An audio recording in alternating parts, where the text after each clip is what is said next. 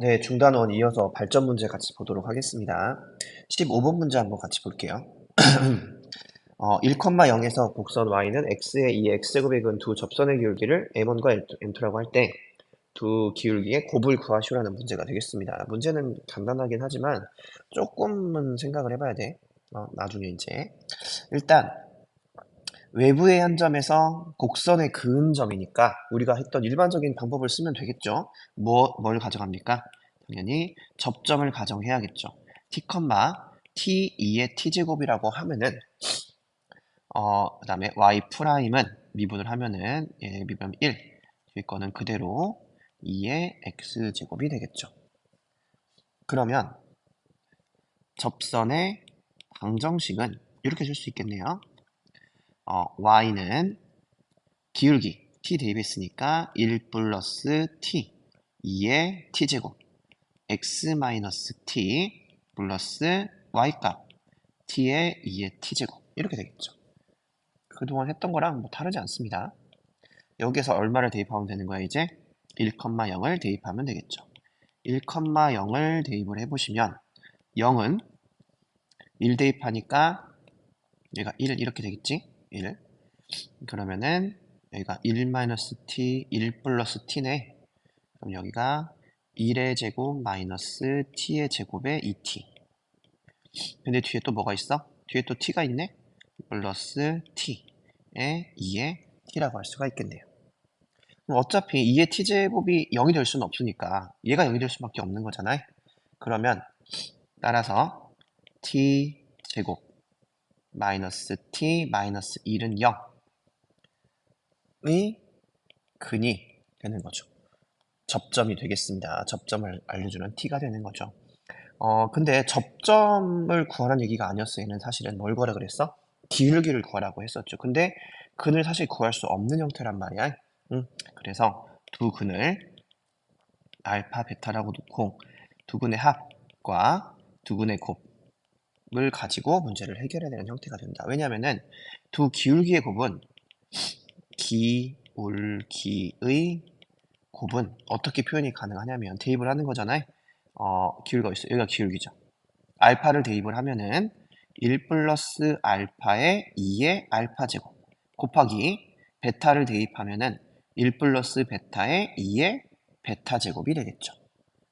그러니까 어, 일단 요것끼리 곱해주면은 1 플러스 알파 플러스 베타 플러스 알파 베타 곱하기 뒤에 거 이제 곱하면은 2의 알파 플러스 베타가 되겠죠. 그러니까 요걸 이제 쓰려고 요것들을 가지고 이제 답을 쓰면 되겠죠. 알파 플러스 베타는 1이고 얘가 마이너스 1이라 그랬으니까 어, 1이 되겠네요. 여기는 어차피 1이 될 거고 알파 플러스 베타는 1이니까 얘는 그대로 2가 나오게 되겠네요. 구조가 어려운 형태는 아닙니다. 6번 보겠습니다. 16번 보겠습니다. 오른쪽 그림과 같이 곡선 y는 2의 x제곱 위의 점 A에서의 접선과 x축, y축으로 둘러싸인 도형의 넓이의 최대값을 구하는 풀이 과정과 답을 쓰시오.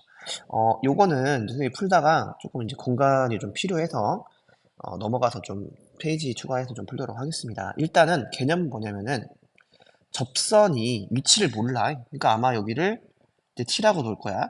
근데 a가 2, 4분면에 있다고 했으니까 t는 이제 음수라는 조건을 분명히 가지고 있어야겠죠. 이런 상태에서 어, 구조는 뭐냐면은 이런 거잖아. 이 접선의 방정식을 구하고 이 접선의 x절편과 y절편을 구하면 뭐를 표현할 수가 있냐면 넓이를 표현할 수가 있네. 이거 곱하기 이거 하고 2분의 1하면 넓이가 나오니까 그 넓이는 분명히 t에 관한 함수일 거란 말이야. 근데 그 t에 관한 함수의 최대값을 구하는 거니까 그걸 다시 미분을 해서 아마도 극대값을 찾는 형태로 풀이가 진행이 되겠죠. 그래서 일단은 한 단계씩 보겠습니다. 접선부터 한번 생각을 해본다면 다행히 함수는 간단하니까 y 프라임은 2의 x제곱이고 접점을 t, 2의 t라고 해봅시다. 그러면은 접선의 방정식은 y는 기울기 2의 t 그다음에 x-t 플러스 y값 t가 되겠죠. 그쵸? 이게 이제 접선의 방정식입니다. t에 대한 식으로 나타내질 수밖에 없지. 그럼 여기에서 이 접선의 방정식의 1번 이제 x절편과 y절편을 구하면 되겠죠. x절편은 y에다가 0을 대입하면 되니까 0은 얘 이렇게 묶어줄 수가 있죠. 2의 t로 묶어주면은 x-t 플러스 1 이렇게 되겠죠. 따라서 x는 t-1이라고 할 수가 있겠네요. 즉 여기에 좌표가 뭐가 되는 거야? t-1이 되는 거죠. 지금 여기에 좌표가 그 다음에 두 번째 y절편을 한번 구해보면 x에다가 0을 대입을 하는 거니까 y는 마이너스 2의 t제곱 플러스 2의 t가 어디 갔어? x에 0을 대입했으니까 여기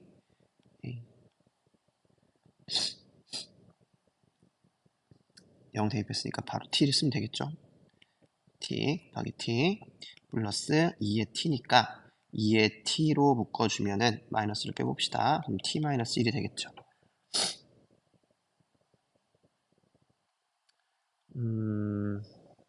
그러면 이때 y 값은 이렇게 되겠네요. 마이너스 2의 t에 t-1 그냥 마이너스가 좀 그러니까 그냥 2의 t에 1 마이너스 t 이렇게 나오게 되겠습니다. 그럼 이제 x절편과 y절편을 지금 다 구했잖아요. 다 구했으니까 이 넓이를 구하면 되는 거죠. 넓이를 구해 보겠습니다. 넓이를 s라고 해볼게요.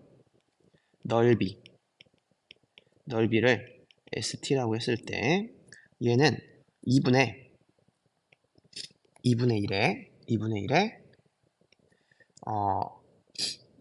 t-1 인데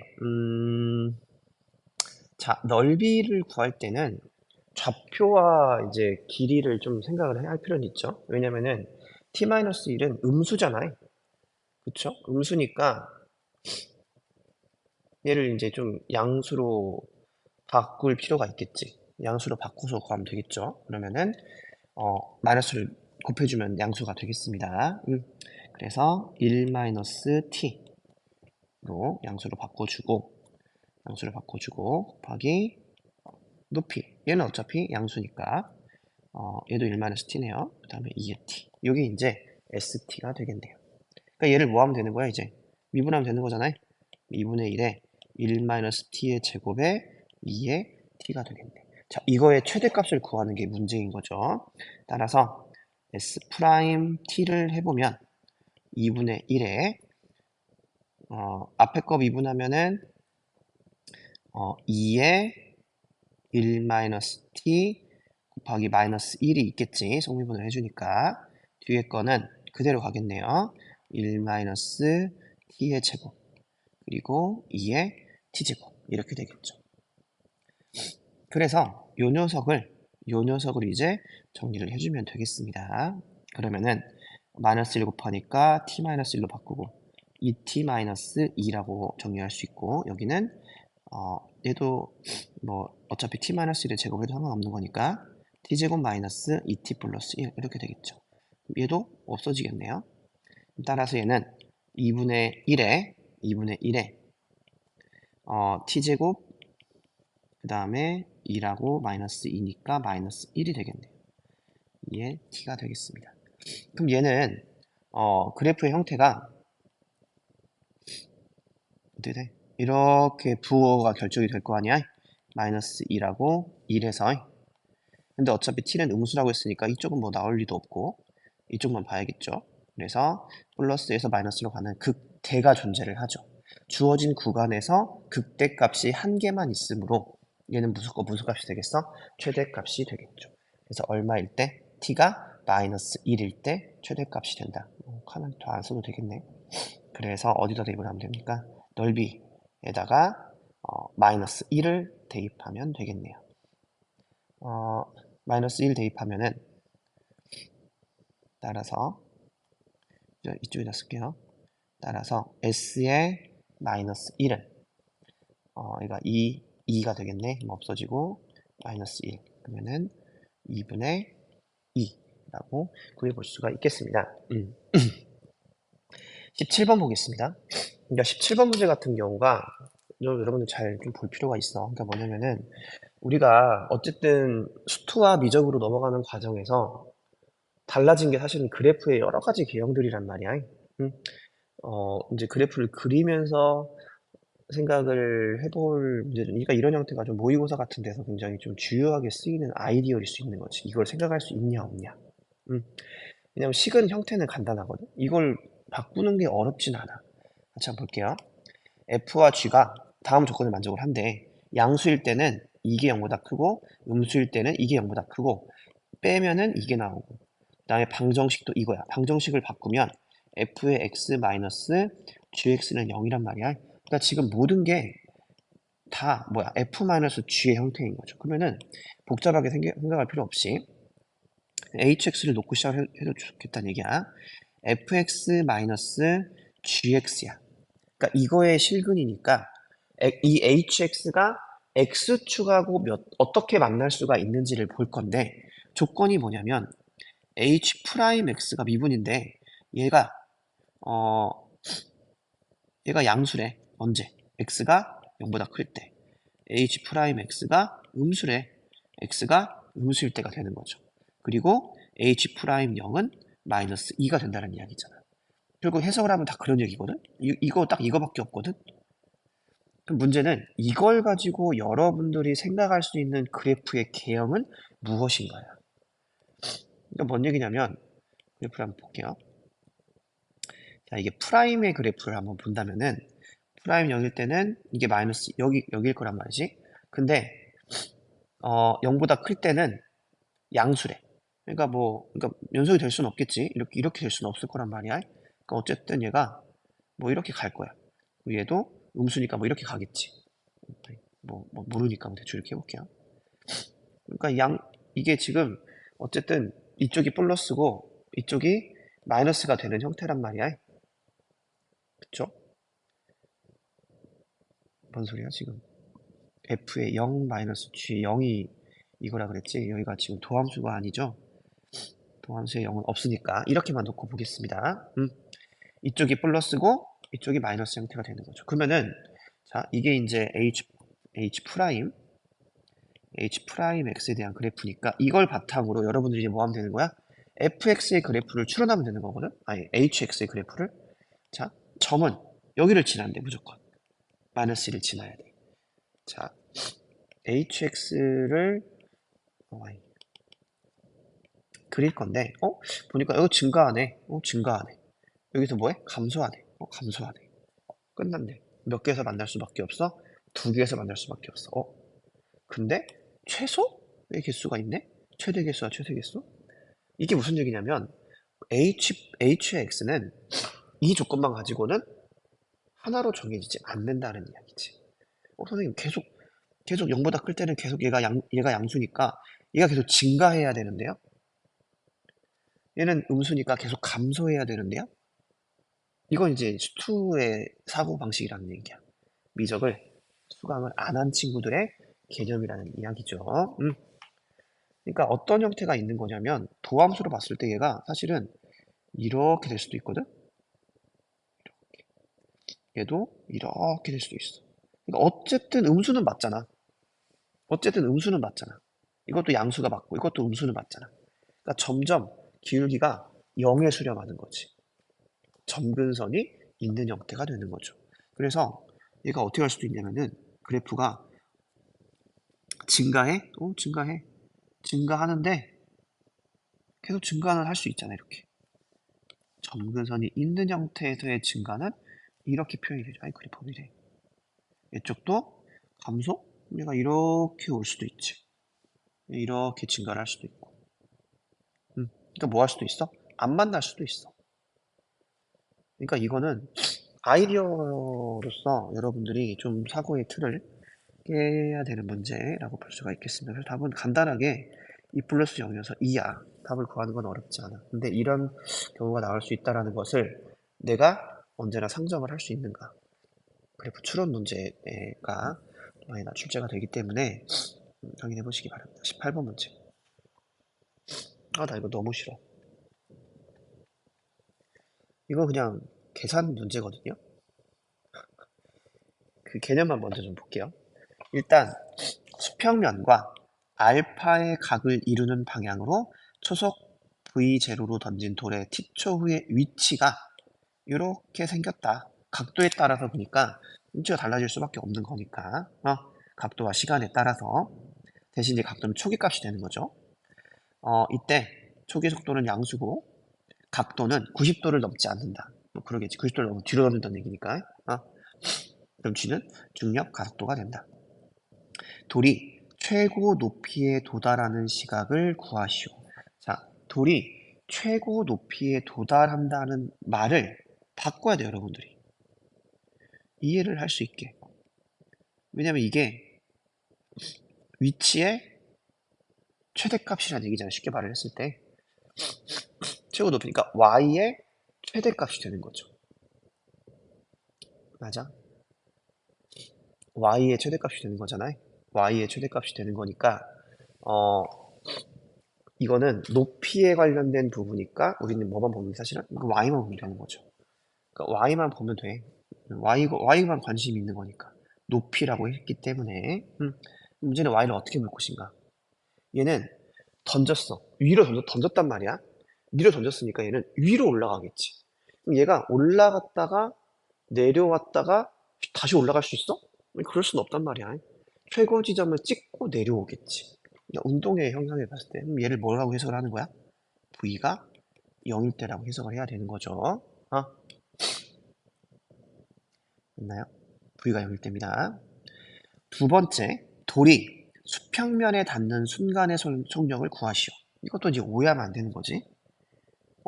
수평면에 닿았어? 지금 멈췄을 거 아니야. 빵이네. 이렇게 하면 안 됩니다. 속력을 구하고 대입을 해야죠. 수평면에 닿는 순간이라고 하는 것을 대입을 해야 되는 부분이니까 시간을 구해야 되는 상황이 되는 거지. 이때의 시간을. 일단 최고 높이에 도달을 해야 되니까 1번을 한번 해본다면 1번은 얘를 이제 t에 대해서 미분을 해보겠습니다. 그러면은 v0 사인 알파 그 다음에 뒤에 거 미분하면은 마이너스 g의 t가 되겠네요. 얘가 얼마가 나왔으면 좋겠다? 0이 나왔으면 좋겠다. 따라서 t는 g분의 v0 사인 알파다라고 간단하게 좀 구해볼 수가 있겠습니다. 두 번째, 돌이 수평면에 닿는 순간에 속력을 구하시오. 그러니까 우리가 위치 평면 운동에서 앞에서 속력이 없잖아. 근데 선생님이 속력을 이제 얘기했던 이유가 문제가 나오니까. 그냥 코어를 지금 선생님 계속 보고 있죠. 아이씨, 죄송합니다.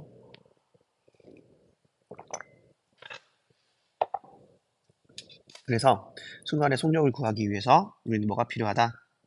Vx, Vy가 필요하고 속력, V의 절대값이라고 하는 건 이렇게 표현이 될 거다. 그쵸? 그리고 돌이 수평면에 닿는 순간의 시간을 구해야 한다 그랬잖아요. 그쵸? 그때의 시간을 구하는 아이디어는 뭐냐면은 돌이 수평면에 닿았다. 돌의 y좌표가 0이 된다. 라는 방식으로 t를 구하시면 될 겁니다. 계산은 여러분들이 한번 천천히 한번 해보시면 좋을 것 같아요. 개념 자체가 이제 복잡한 개념은 아니니까. 그래서 1번 y가 0일 때 t를 구한다. 두 번째 이걸 t0라고 해볼게요. t0를 v의 절대값에 대입한다. 그러면 뭐가 나오는 거야? 돌이 수평면에 닿는 순간에 속력을 구할 수가 있는 거죠. 계산 한번 해보시기 바랍니다. 답은 간단하게 나옵니다. V0 V0로 나오게 되겠어요.